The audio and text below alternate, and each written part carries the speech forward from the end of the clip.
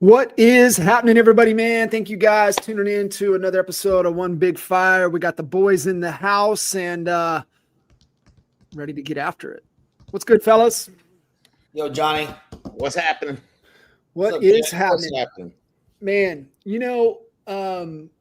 I had the OG, the GOAT himself, Mr. Kyle Whistle, on Expert Mentors last week, which was episode 295, by the way, which was pretty dang remarkable. And he couldn't believe, he's like, dude, he goes, I appreciate you to keep this thing rocking. And, looking back, just kind of reflecting as we're coming up on episode 300 of that, just looking back over the years, just all of the people that are part of Honeybadger Nation that just come to give and give and give.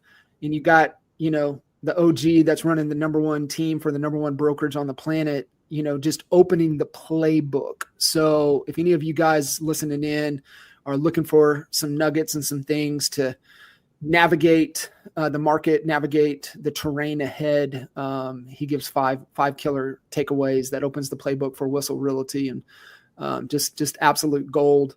Had me thinking back to, cause as he was going through it and reflecting, on us going into 2010, 2011 timeframe, and really what set the stage for KR coaching into NAEA, and thinking about Al. And we used to talk about the two things, right, that really turned the ship for us in Lawton and got you full-time in Dallas, and it was CHSA and simple number straight talk big profits. Mm-hmm.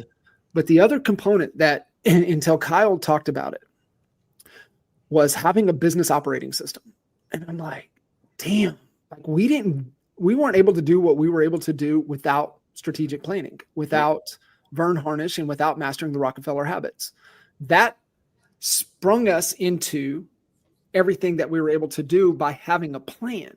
Right. And, kind of segue into what we've got coming up in September, Al, and really taking that operating system and all the bumps and bruises that we had in owning and operating two brokerages in polar opposite markets and coaching the best of the best for a decade more, in really what has become, agent to CEO. And so I'm super excited that we finally have it on the books. We've got it live. The tickets are available.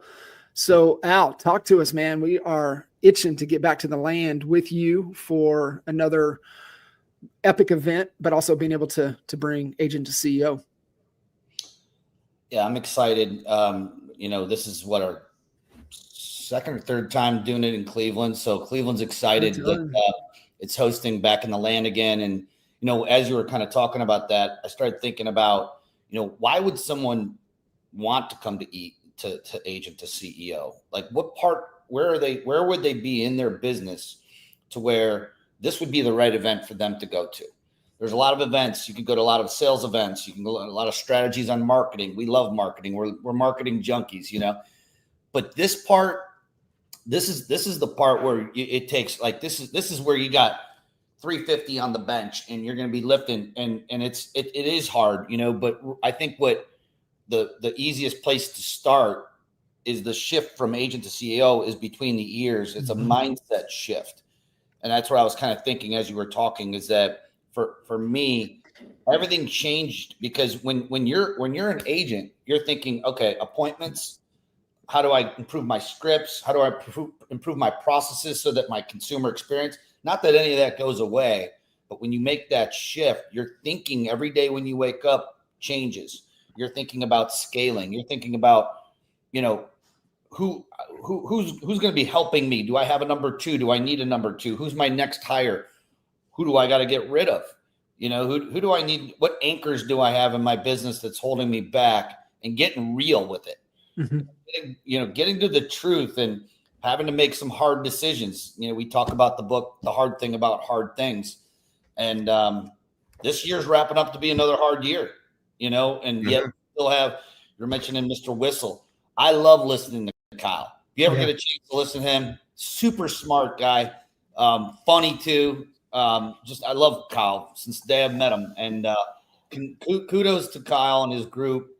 He is a machine. He's taken this agent to CEO to a level that most won't take. I think he has over 100 to somewhere between 100 and 115 agents on his team in 120. Yeah, he's at 120. 120. Absolutely dominating. And what was most impressive, and I didn't listen to that episode, but I'm talking about the last time we chatted with him, was that he has a very matter-of-fact accountability. He doesn't get emotionally attached to, an agent who might be out there doing 20 million on his team. If they're not going to hold themselves accountable and lead and do the daily things that they need to do, he lets them free. And that takes a lot of guts, especially it does. in an environment where everyone's margins are starting to shrink right now, especially in California. So standards.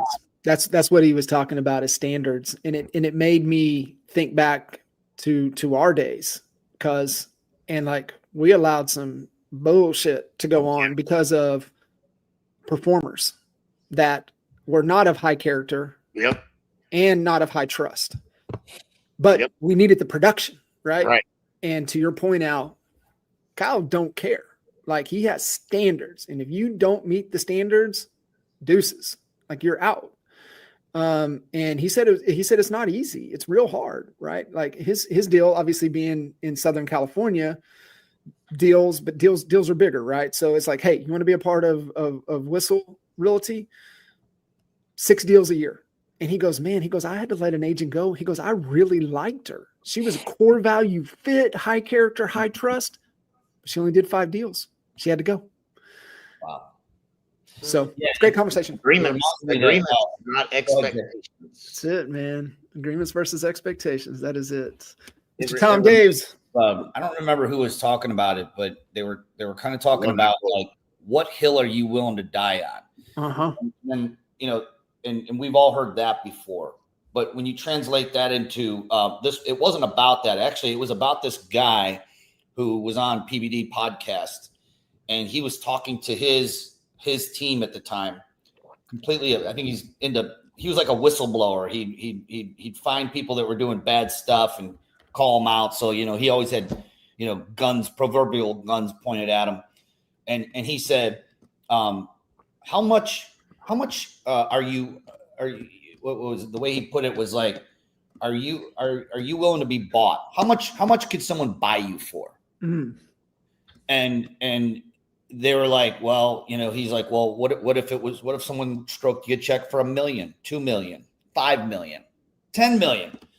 And at the end, the bow on it was, if you have a number, then you're willing to be bought. Yeah. You got to be willing to die on it. This is my belief, period.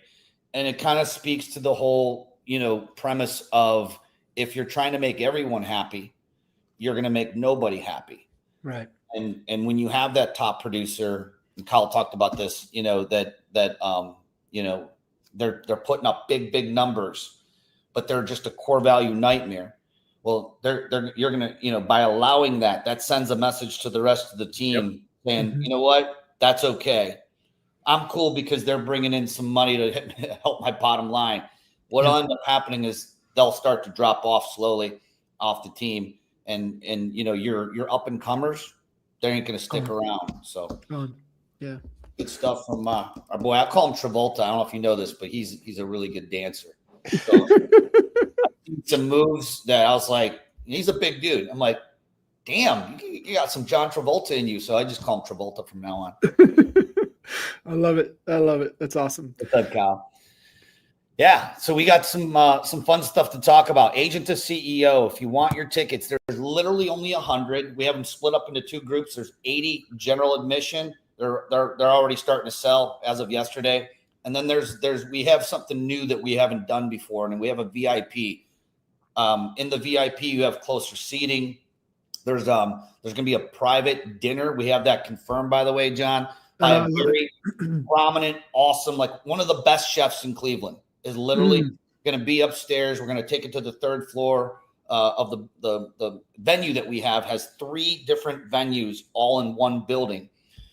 Agent to CEO, which was last year. We did it Welcome to the Farm, right on the 3rd floor of that same building. We're going to have a private mastermind for our VIPs, followed by some entertainment later. You're also going to get a VIP ticket to the concert, Rock the Spectrum, which is the end of day 2. So make sure you grab your VIP ticket if you want that front and center seat. So cool.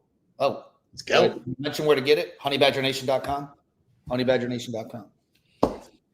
Honeybadgernation.com or agent2cocle.com. Being able to get it. So I threw it up. It's scrolling down there. So guys, listen, I mean, if you are even on the fence, and it is, right? Like you're serious about, expanding that bottom line and really running your show like a real business. I mean, Agent to CEO is the event. I told you guys that, after we wrapped up last year, it's like, it's the best event we've ever done.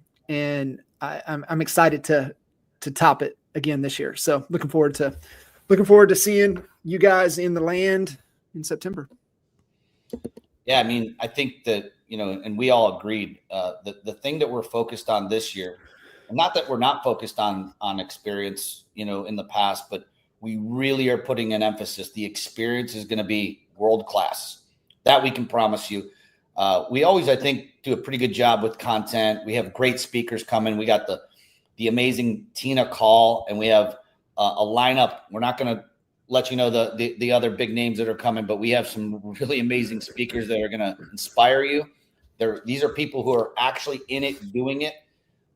They're not just out preaching it. And I'm excited for everyone to experience the Agent to CEO experience and, of course, rock the spectrum. So for sure. Good stuff. Cool. All right, brother, let's dive in. What topics we got today? Man, we got our CEO. He's busy online, man.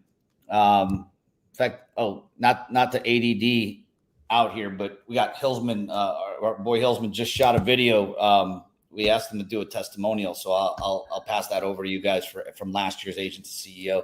He just sent it to me just now. But yeah, Leo got on, and man, he got things riled up. A lot of people talking about it right now. Would love to get your guys' just comments on it. But let me find the quote. You can't champion consumers and gatekeep listings at the same time. Brilliant. How it's so started. True. And it's interesting. I try to really keep an open mind when it comes to topics, and not just try to jump on one side or the other. But man, I know that Jared James, who we all have a ton of respect for Jared James, he kind of came on and did a video. I just watched this morning, and I commented on it about Howard Hanna, and how Howard Hanna is stating that NAR should stay out of the MLS's business and this and that, and was talking specifically about Howard Hanna and how we should be able to just run our businesses the way we want to run our businesses. Now, I don't disagree with that. I don't want someone telling me like how to run my business model and whatnot. But if your intention is to benefit you as the broker or you as the agent first and consumer second, that's when we're going to start running into problems. And we know Tina Call also put a video up this morning too, talking about how she had put a listing up, and she had every intention on putting it in the MLS, but just to see, she held it private, whatever, and just let her surrounding circles know about it. And she got a full price offer. I think it was like 1.3 million. Did not take it, put it up on the MLS. An out-of-town buyer saw it, was waiting on it, and came in cash at 1.6 million. It's a $300,000 difference. And, that was a perfect example of, and she used the analogy, is like, who throws a party and advertises it, but doesn't put the address anywhere out there for anyone to, you don't know how to get there. Pretty cool analogy, right? Like it makes no sense unless your full intention is to double in that listing, keep everything all in house. And, I suppose that is a strategy, but it doesn't benefit the sellers. No, not at all. Let me I'm going to share. You probably seen this, Al. I know, John, you probably haven't seen this. So I'm going to share. I can't share exactly. I'm just going to read. We had an agent that left Compass, came to EXP, and this is what was sent to them prior to this decision being made. Agent name. Congrats on your 2 new listings this week. Your spring marketing activities are rolling. I did notice that both properties did not start in private exclusive status. I would like to ask you a favor. Can you help me out? On your upcoming listings, I asked for a commitment to use our 3-phase marketing program to expand the options for your sellers. These steps are so important for what we want to accomplish collectively at Compass. Nowhere does it say this is in the best interest of your seller. This is what Compass is pushing down the throats of the agents that work there to put it as market exclusive and give the company an opportunity to double in it, not what's in best interest of the seller. And that's coming from the top. And if I was an agent at Compass, it would be both middle fingers up in the air, and I would be like, see you later. If that's what the mountain they're going to die on is do what's best for us, not what's best for the consumer. That's a dying proposition. It's a mountain I'm willing to die on. There's no way if I'm a professional that I'm going to have somebody telling me that that's what I have to do. And they're going to try to cram that down my throat, knowing that that's not best for my seller. I'm out. You're crazy. Yeah. Talk them through, right? Because we address this in CHSA. So all of you guys listening in, honeybadgernation.com. 2012, but we really test drove this thing in 2010 and 2011. I mean, I remember coming in every morning and agents and just sitting there role playing through CHSA. Like it's funny. I know all 3 of us here could close our eyes. And I mean, I haven't been in a house since 2012. With confidence, I can go in right now and articulate CHSA. That's how many reps we have with it. Right. But I would love for you to talk through, because we address this in cooperation. We really talk about, 3 types of buyers, Mr. Mrs. Seller, why this is not. So I would love for you to pull that principle out and share, because it's super important. So Mr. and Mrs. Seller, 71% of the time that a property sells, it is done through a cooperative agent. Part of our marketing plan is not just to expose your home to the buyers that we have, but it's to show that to as many eyeballs as we can possibly get it in front of it. I hope that I bring the buyer, but the reality is that the buyer for your home that's willing to pay the most amount of money might already be working with another agent.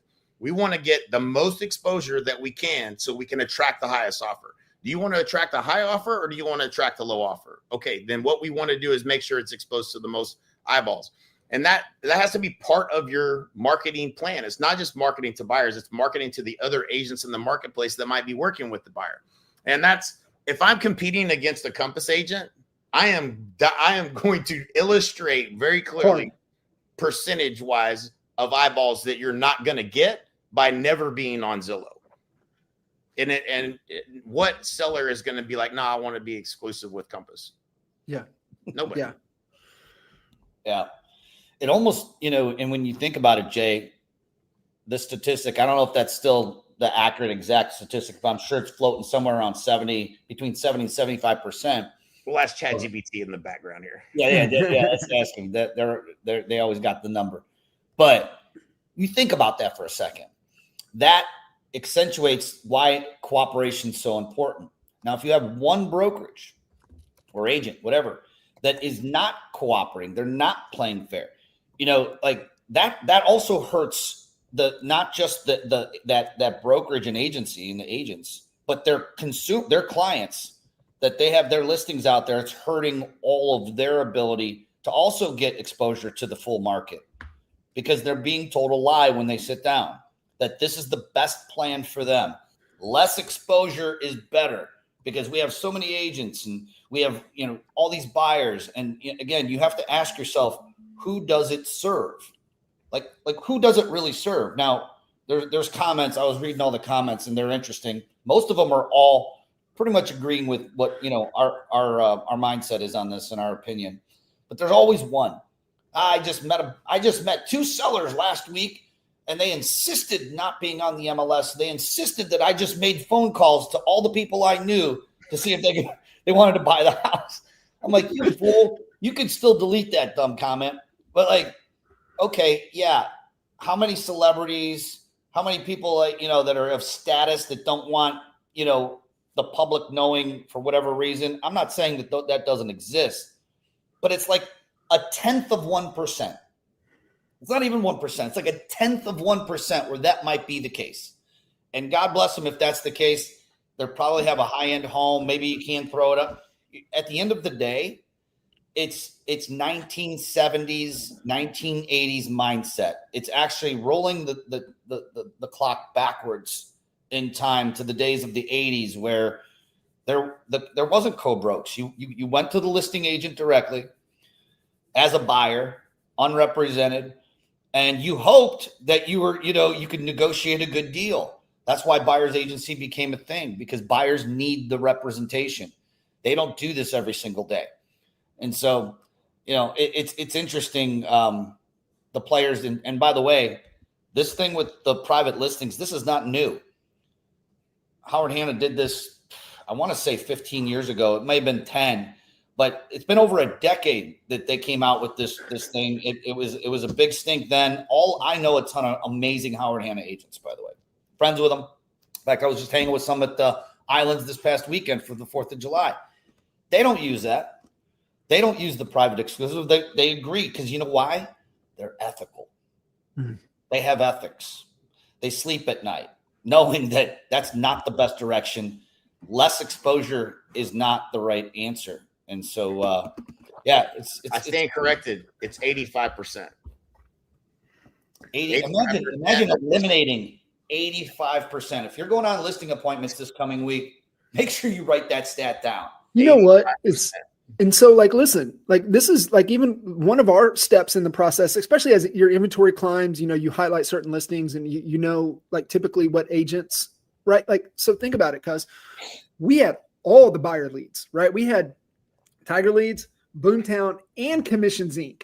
We had all the buyer leads. Yeah, we did. But yet we would still call certain agents that sold in certain areas, that sold certain properties, because we knew they had those buyers. Mm-hmm. Still to this day, right? We maximize the exposure of getting it out and going and understanding. I love that it's 85%. Ours was, we fought hard to get that number down, but it was always that high too. So it's actually even higher than that. It's 94% of all 2024 U.S. home sales were agent assisted. Only 6% were FSBO. Within that, agent assisted deals, 10% were double ended. So it's really 90% unless it was FSBO. So just 90% of the agent assisted homes were sold co-oping agents. Yep. Okay, yep. I know we've talked about this before, but that's crazy. Let me take you back to the island for just a second, because John and we've heard about all the stories. He's trying to block that out, Al. Come on, he's compartmentalize that. Well, he's safe. He's safe back in Dallas, so it's okay. Yeah. You don't have to go back. Just you. I know you didn't sell real estate, but you were a consumer. Yeah. On the consumer side, both buyer and seller side. Yep. You don't know what you don't know until you've actually had to experience. Oh, yeah. I had no idea. Being in the business, you'd think I had some kind of an idea what I was getting into. It was the wild, wild west. And once I understood the game, I was like, okay, all right, well, my thought was, let me hire the best agent. I want one agent to represent me that can show me everything that's on the market. The truth is, they don't share the information with each other. So you had to have 10 agents that you talk to find out, 50% or 60% of what was available. If you didn't talk to the right 10 people, you didn't find out about other properties. And it was, as a buyer, it was a nightmare. As a seller, when someone lists your property and it's not publicly listed on Zillow, you can't find it. As a buyer, you're trying to find, what's available. And it's nowhere to be found, because they never even took pictures. The house that I lived in that was on the market for $13 million, I lived there a year and a half, and it was for sale the whole time. Never one showing. They actually called us to take photos of the house because they didn't have photos of the house to send to somebody at one point. I'm like, this is then the lady asked me, what should I do? I said, you need to fire this agent. Like, this is, I mean, your house isn't actually for sale. No, the only person that knows it's for sale is her. And I don't, she's not marketing it. So I don't know how she's getting anybody to interested. Obviously she's not, because it's never been shown. But like, that is just not, it wasn't good as a seller, and it wasn't good as a buyer. I ended up selling mine for sell by owner. And the reason I did that was because I didn't trust any one agent to do any marketing. So I marketed it and said, hey, I'll pay y'all a commission. Whoever brings the buyer. And guess what? One agent brought several buyers and sold the property and got paid a commission. And so, it was absolutely, it's terrible. It's a terrible experience for either a buyer or a seller. And so, it's wild. It's not what you want. We don't want the industry going this direction. It's not what's best for agents. It's not what's best for consumers. Nobody wins in this situation, buyer or seller. It breeds bad behavior, right? Like that you're ultimately, trying to trick sellers into trying to double end your listing, when in the back of your mind what's best is that if everybody else knew about this property, I'd probably be dealing with multiple offers, and I'm trying to sell it to the first one that comes through, and that deal might not be the best deal for your client, and that's it's crazy to me. I don't know, maybe I'm just the only one that thinks that way, but I don't think so. I mean, let's break it down for people that don't understand what we're talking about here. You lived in Dorado Beach, Puerto Rico. Not even arguably, it was the place to be. It was the best place to live in the entire island. It's also probably the most expensive, but it sat you lived in that home for a year and a half. It was listed with an agent. They don't abide by any MLS rules, none of this cooperation stuff. It's wild, wild west, and they didn't have a showing for a year and a half. And it's not like you lived in, in some bad neighborhood or anything like that. It was definitely overpriced. Once again, on the golf course of a Ritz-Carlton property and not one showing. Yeah. I mean, this is what you're signing up for. I tell you this, do your homework and, make sure that you're choosing an agent that puts you first. Yeah. Tim, do the math. It's like, you might as well sell it for sell by owner. 6% chance, 6% of deals sold for sell by owner. And you only have a 10% chance, you're only getting 10% exposure by listing it in-house with one agent. I mean, it's wild. Yeah.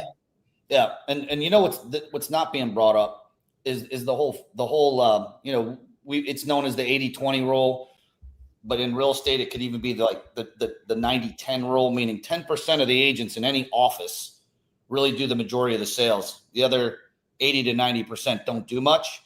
That's a fact across all brands, right? So keep that in mind. If they're saying that, we have all these agents that are going to have all these buyers, chances are 90% of the agents in that office don't have a buyer for it.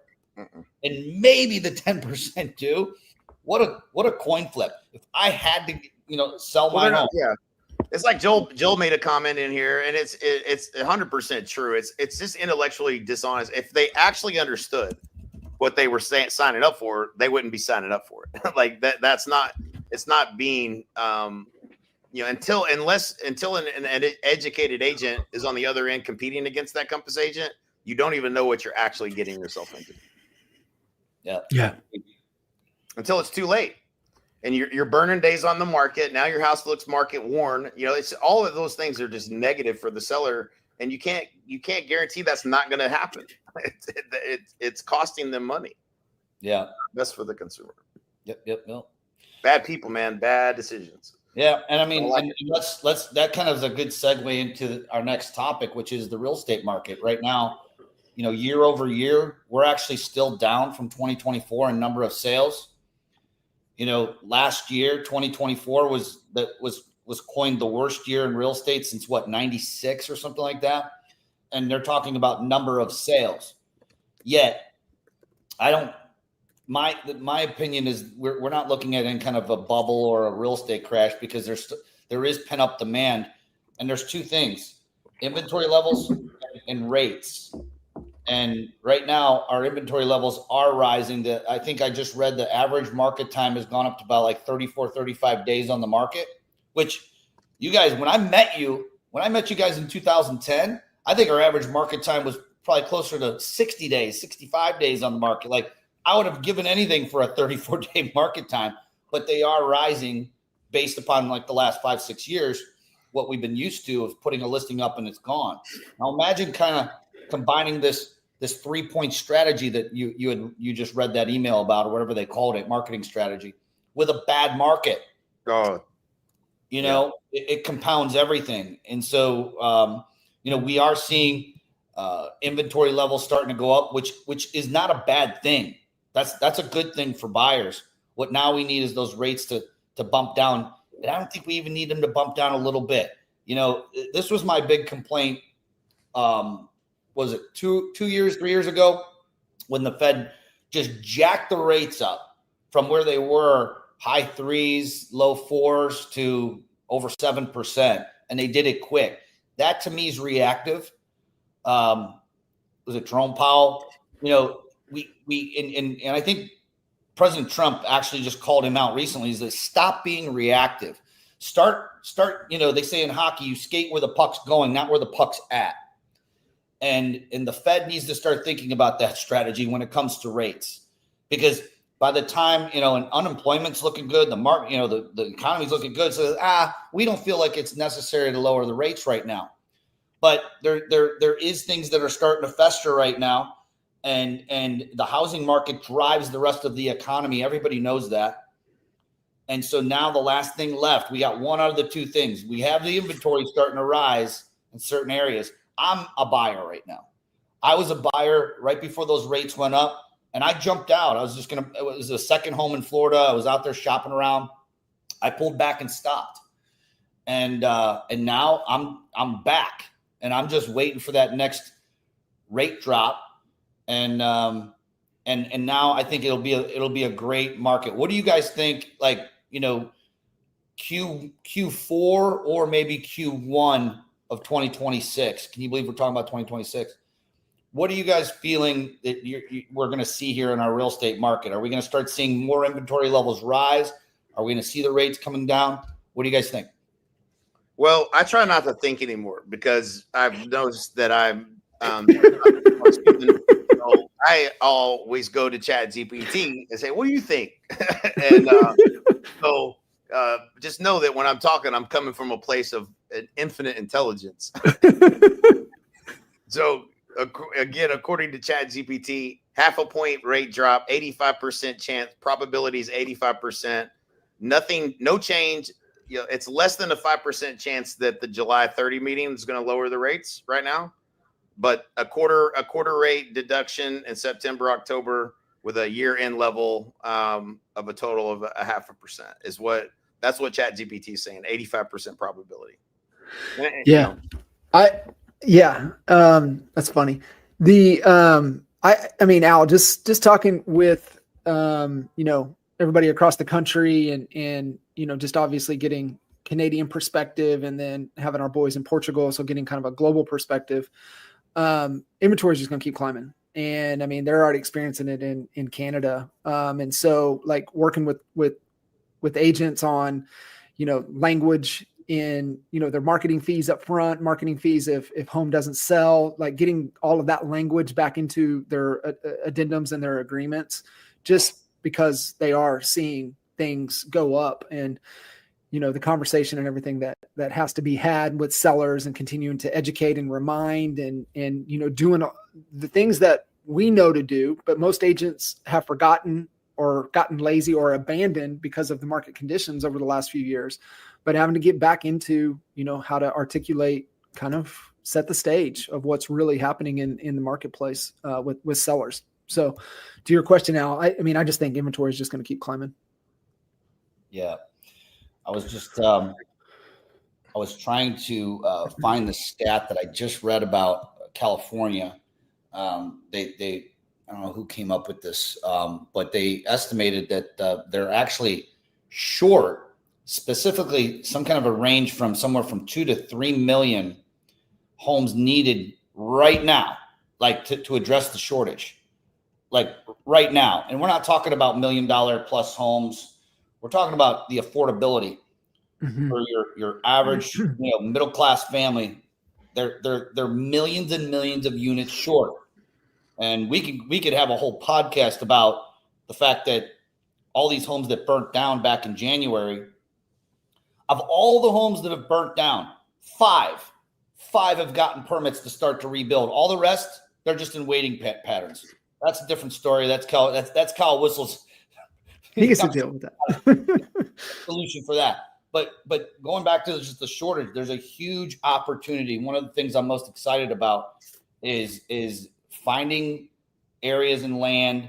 They're starting to put like the whole modular home thing, where they're building these homes in factories and getting them up in record time, is starting to become a very big thing in many markets. And just in Ohio alone, they have I think about a dozen of these factories, and they're ready to build these things. And it's crazy because from the time that they can ship the stuff out, they ship the roofing, the trusses, the walls, and all that. They can put it all together in one day. They have a plumber connect the main things, and it's up and running, and they put the finishes up. It's done. And so these are the types of things that I think we're going to see over the next 5 years, because we still do have a shortage. We're going to be squeezing people out of homes, and they're going to be stuck in rental apartments, like we're seeing in other countries like Europe and whatnot, where home ownership isn't even, there isn't an American dream over there. People they can't own their homes. And I think that's over the next 5 years, we're going to start to see that opportunity. And if anyone's an investor in that, definitely, what is it called? What do they call it? It's not modular built home. What is it called? Well, they've talked, it was called manufactured homes, and that had kind of like a negative connotation because you think of a mobile home, right? These are not mobile homes. These are, I guess they are modular, maybe they're constructed everything in a factory. They're using better materials.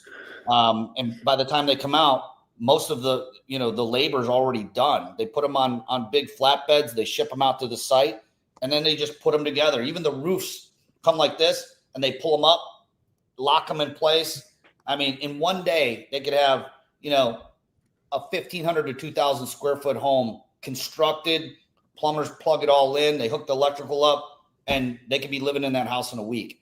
So I don't know, other than modular, what they would. You think there's another name that they call them? I don't know. I'm about to find out. ChatGPT. You stirred up some memories, Al, with modular homes. Does it have wheels? Are the wheels still up? Real estate.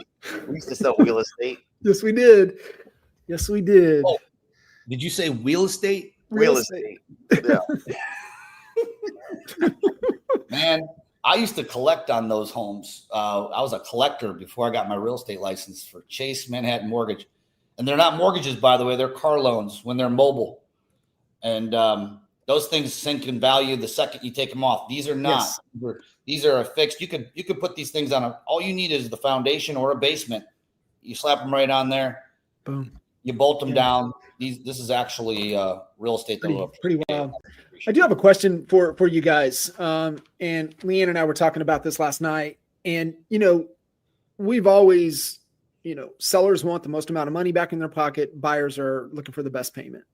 And so we were having this conversation, and, she did a post yesterday, just throwing some questions out, getting some feedback on something. I was like, throw it out there as a question. But it just made me think of it as you were talking, as, Al, you're a buyer in the market.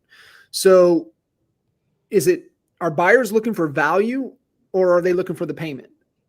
And I guess from an investment side of things, are you, looking at it a little bit different, but we're talking about where the shortage of homes is entry level of affordable housing.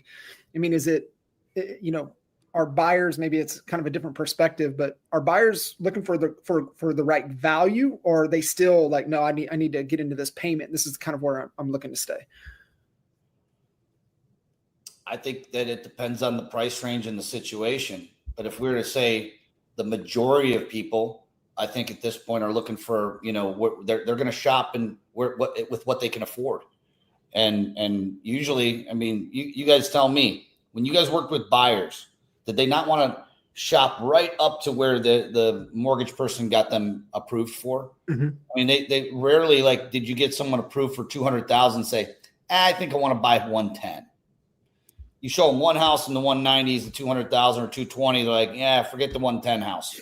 Yeah. It happened literally just when I was just looking at cars. I bought a new car for Courtney and we were out shopping around. She looked at she drove 4 cars.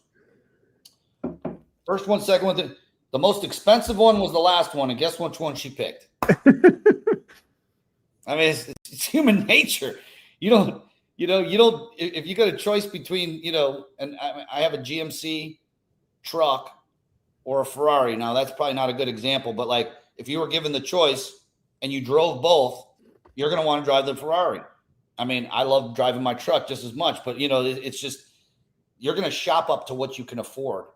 And that's the other thing is that, the amount of, I just heard some mortgages that are coming out that scare me a little bit, to be honest with you, because I think it's 34%. Your housing expenses should be at or below 34% of your income. That's how they figure your payment. And I've been seeing some loans that are now starting to creep out there that remind me of 08, 07. Oh no. They're raising that up significantly. And that's just, that will get us into trouble. You start doing that. Now we will start seeing, more people, struggling and potentially losing their home if they're going to be given loans out at 60% of their income. That's just asking for trouble. I haven't seen a lot of it, thankfully, but it's out there. So be careful. Interesting. Yeah. Interesting. Good stuff. Lots going on. Make sure you go to honeybadgernation.com. September 24th and 25th, Agent to CEO. Come hang with us. It will be it'll be the event that you remember for the rest of this year. You're going to look back and be like, damn, that was amazing. And if you've never been to Cleveland, you will be pleasantly shocked and surprised. I guarantee you that. Or I'll Good time of the year. That's right. Good time of the year. It's awesome.